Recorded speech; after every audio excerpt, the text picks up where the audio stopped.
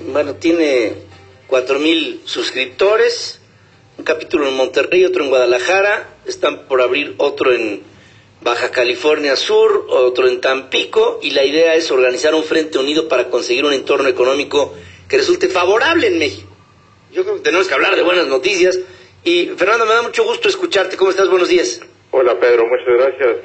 Muy amable en tenernos en tu programa tan importante. Es un privilegio estar en este programa. Al contrario, para mí, Fernando, porque yo siento, no sé si ese sea el ánimo de todo el país, pero empiezo a ver que poco a poco empiezan a levantarse pequeñas o grandes olas de gente que le quiere dar un catálogo de propuestas o de respuestas a la problemática de un país que solamente se plantea preguntas y frustraciones, ¿no?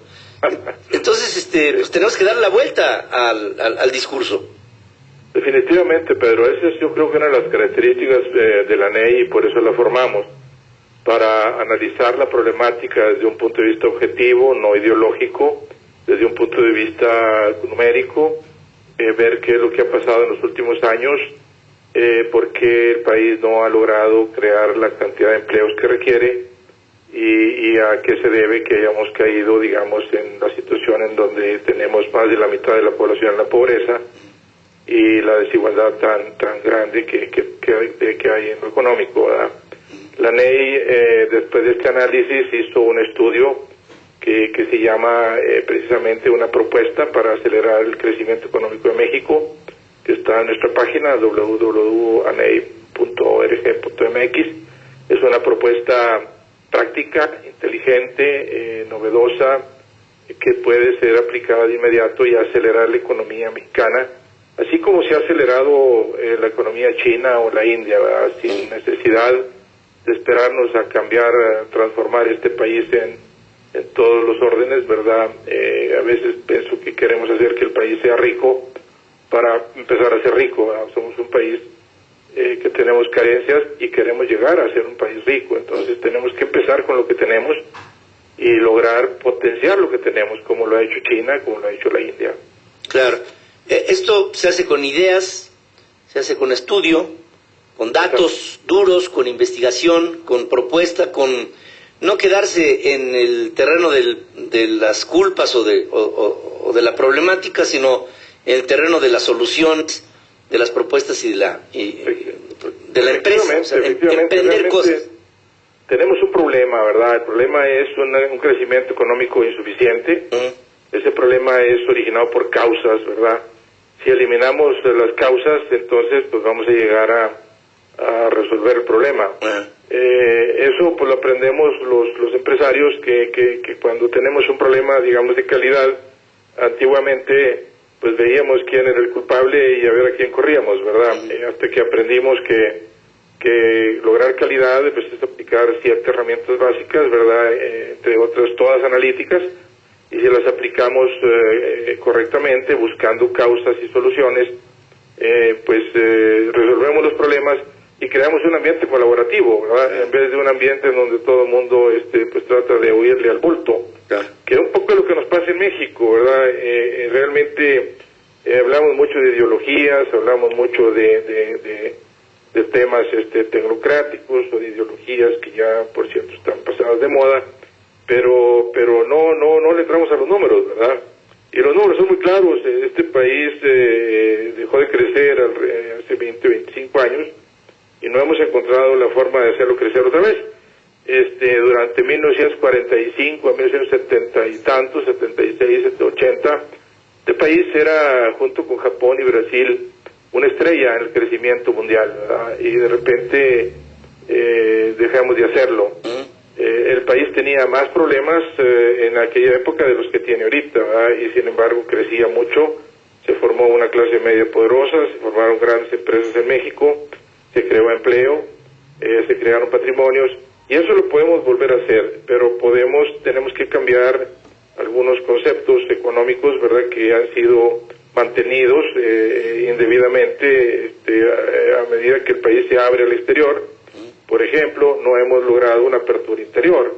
Eso es un poco esquizofrénico, ¿verdad?, querer abrirnos al exterior y aquí en México mantener monopolios públicos y oligopolios privados pervasivos, continuos, constantes, ¿verdad? Sí. Que lastran la competitividad de las empresas que están compitiendo en el exterior, ¿verdad? Entonces no podemos, más que abrirnos al interior, y es urgente si es que queremos crecer, ¿verdad? Ahora fíjate, muchas de estas limitaciones que tú aquí me apuntas bien, acaban estando limitadas por un ámbito de ley. Por ejemplo, el otro día que oigo que el presidente habla de de regular los monopolios y los duopolios, se ponen a remojar las barbas de todo el sector privado, y el sector público sigue tan tranquilo. Es decir, no se propone una competencia en Pemex ni en la Comisión Federal de Electricidad, porque la ley prevé en el artículo 28, apartado quién sabe qué, que eso no puede ser. Y entonces te quedas con el deseo de definir a la economía mexicana como una economía de libre mercado y de libre empresa, con las limitaciones propias de la Constitución. Entonces todo el mundo se queda tan tranquilo y nadie hace absolutamente nada. Y entonces aquí creo que nos fuerza a un camino, no solamente de hacer propuestas, Fernando, creo, sino también de obligar al sector político a que haya y se lleven a cabo cambios legales para que entonces las propuestas tengan una viabilidad, porque si no nos vamos a quedar en el solo deseo, ante la imposibilidad legal de hacer algo con ese deseo. Sí, efectivamente, el sector público es parte de un sistema, digamos, conservador que está protegiendo el statu quo, ¿verdad? Sí. Así como también en el sector privado hay muchos empresarios o organizaciones que también son difíciles de buscar el cambio que necesita el país. Claro. Ahora, una cosa es que la Constitución diga que Pemex y CFE son propiedad de la nación, y otra cosa es que esas empresas actúen como monopolios rapaces, ¿verdad? O sea, realmente deberían de ser el ejemplo, ¿verdad?, de empresas competitivas que proporcionan servicios públicos a costos bajos y con buen servicio. En ese aspecto, digamos, yo diría que el sector público, principalmente el sector financiero, ha confundido esas empresas en cuanto a su uso para el crecimiento y el desarrollo de México. Sí. Las ha convertido en cajas recaudadoras de impuestos para abastecer de ingresos un sector público absolutamente inagotable en cuanto a sus demandas de gasto. Uh-huh. y no le ha puesto un marco legal, y la ley de competencia debería de hacerlo, en donde los obligue, siendo propiedad de la nación, a ser empresas modelo en cuanto a competitividad y servicio. Claro, y fíjate que no acaba rindiendo el beneficio, vamos a pensar en el petróleo, no acaba rindiendo el beneficio de aquello que se supone tendría que servir para que creciera el país. Y el ejemplo descarnado lo vemos en Ciudad del Carmen, Campeche, que es el reducto de todo lo que recibimos de petróleo del Golfo de México, y las calles están sin pavimentar, ¿verdad?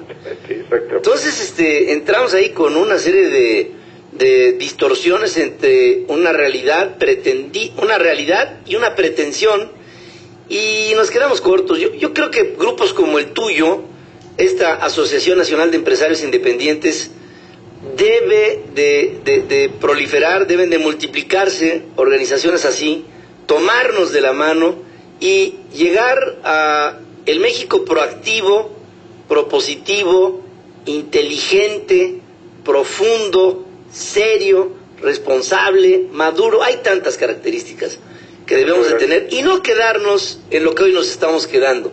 Nos estamos quedando en el deseo de ser, sin poder concretar aquello que deseamos, mientras que la mitad de nuestra población se muere de hambre, y estamos viendo, ¿no?, ahora indeseables mexicanos que son rechazados de una manera brutal en Arizona, y no sé, mañana se le puede ocurrir otro estado, y como si nada en la Unión Americana.